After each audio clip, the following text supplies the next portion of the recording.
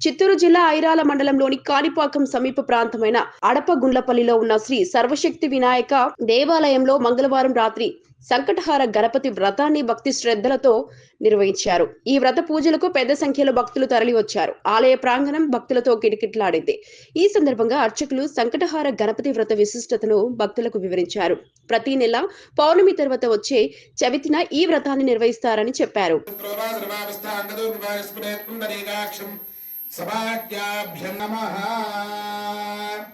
आदौ सकल विघ्न निवारणार्थं महागणपति प्रार्थनं पूजां च करिष्ये।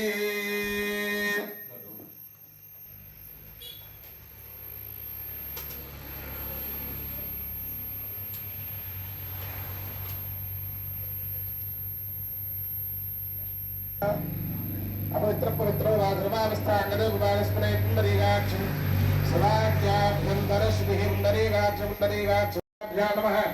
श्री सीतारामाभ्यां नमः। कुलदेवताभ्यो नमः। कुलदेवताभ्यो नमः। गृहदेवताभ्यो नमः।